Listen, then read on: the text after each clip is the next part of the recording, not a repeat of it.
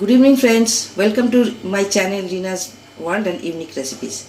আজকে সন্ধ্যাবেলায় আমি ভাবলাম যে একটা হালকা কিছু স্ন্যাক্স বানাই, তো যেটা খুব তাড়াতাড়ি হয়ে যাবে, সেটার জন্য বাইরে যেতে ইচ্ছে করছিল না। বানাচ্ছি আজকে উত্থাপাম, সুজির উত্থাপাম। খুবই সহজ, দেখুন কি করে বানাচ্ছি। তো সেটার জন্য আমি নিয়েছি 200 গ্রাম মতো মিহি সুজি, আর এটা একটু দই,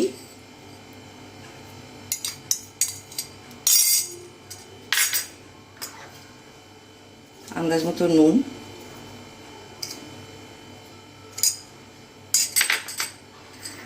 একটু সাদা তেল 1 চামচ,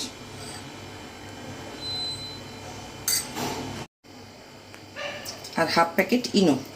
রেগুলার ইনো নিতে পারেন, লেমন ইনো।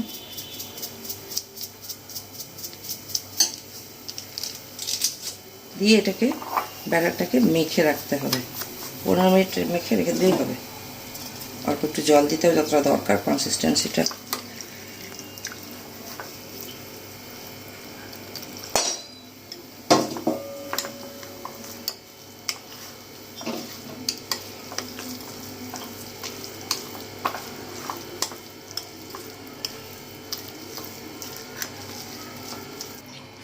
মাখা হয়ে গেছে জল দিয়ে, দই দিয়ে। এবার একটুখানি 15 মিনিট এটাকে ঢেকে ছেড়ে দেবো। ফ্রেন্ডস, 15 মিনিট হয়ে গেছে। এবার দেখি ব্যাটারটার কী অবস্থা। এটা ঠিক আছে, এটা হয়ে গেছে। এবার আপনাদের ইনগ্রেডিয়েন্টসগুলো বলে দিই। এটার জন্য আমি নিয়েছি কালো সর্ষে ফোড়ন দেওয়ার জন্য, পেঁয়াজ কুচি, ছোটো ছোটো করে কাটা টমেটো কুচি, কাঁচা লঙ্কা, একটু কারি পাতা কুচোনো, আর একটু নারকেল গ্রেট করা। এটা সাদা তেল, আর এটা ঘি। তাহলে এবার কড়াই চাটুটা বসানো যায় গ্যাসে। বসালাম, সামান্য তেল দেব। এটা ভীষণ সহজ আর ভীষণ টেস্টি। তারপরে খুব তাড়াতাড়ি হজমও হয়ে যায়। এটা মানে লুচি পরোটার মতো হেভি হয় না, ফুলনেসটা নেই। তো এটা খেয়ে কী হবে, পেট ভরে, খুব তাড়াতাড়ি হজম হয়ে যায়, আর বানাতে কষ্টও নেই, ঝামেলাও নেই। সেই জন্য আমার এটা খুব পছন্দের রান্না। বাইরে বেরোলে সাউথ ইন্ডিয়ান রেস্টুরেন্টে তো খাই, কিন্তু সবসময় বাইরে বেরিয়ে তো সব কিছু খাওয়া সম্ভব হয় না। অনেক সময় বাড়িতে থেকেও ইচ্ছে করে চটপট কিছু ভালো টেস্টি কিছু বানিয়ে খাবার খাই, অথবা ইভিনিং স্ন্যাক্সে খাই। সকালে ব্রেকফাস্টেও খাওয়া যায়, আর সন্ধ্যেবেলাতেও খাওয়া যায়।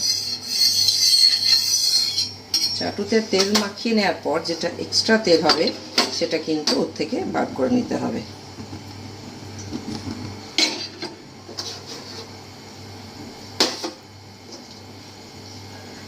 এবার ব্যাটারটা সোজা চাটুতে দিয়ে দেব।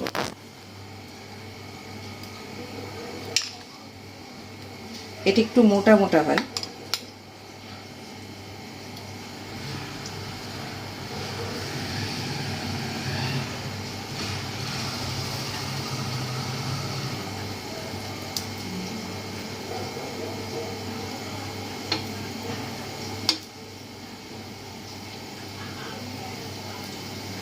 এবং এর ওপর থেকে এই সব জিনিসগুলো দেব। সর্ষেটা ছড়িয়ে দিলাম,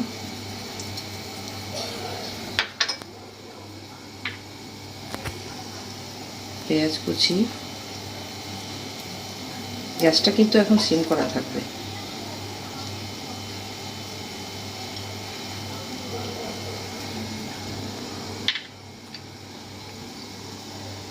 কাঁচা লঙ্কা যে যতটা পছন্দ করেন সেরকম দেবেন, অ্যাকর্ডিং টু নিজের টেস্ট।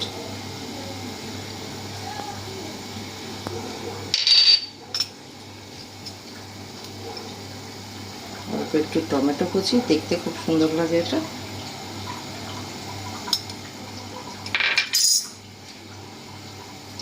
কুচনো কারি পাতা,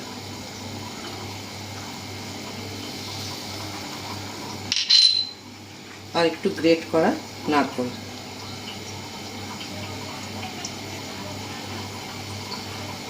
এটা অবশ্য আমার ভীষণ প্রিয় জিনিস, তাই আমি এটা একটু ভালো করেই দিই।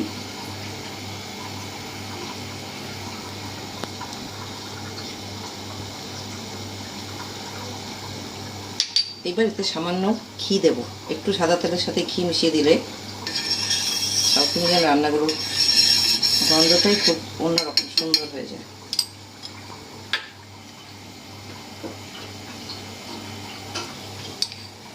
একটু তেল দিলাম, দিয়ে চাপা দিয়ে দেবো। ফ্রেন্ডস, এই যে জিনিসপত্রগুলো দিলাম না ওপর থেকে, সেগুলো দেওয়ার পরে খুন্তি দিয়ে হালকা করে একটু চেপে দেবেন, তাহলে এগুলো ঝরে ঝরে পড়ে, মানে এর ভেতরে এগুলো ঢুকে যাবে, আর তাহলে এগুলো ওপর থেকে খুলে আলগা হয়ে চলে যাবে না। এবার একটা ঢাকা দিয়ে দেবো, আস্তে আস্তে এটা নিজের মনে হোক, 2 মিনিট ছেড়ে দেবো। দেখি ফ্রেন্ডস একটা দিক কীরকম হয়েছে। হ্যাঁ, একটা দিক হয়ে গেছে। এবার একটু আস্তে করে নিয়ে এটা উল্টে দিতে হবে। এবার এই দিকটাতে একটু সাদা তেল দিয়ে দেবো, এই দিকটা একটু ক্রিস্পি ফ্রাই হয়ে যাবে।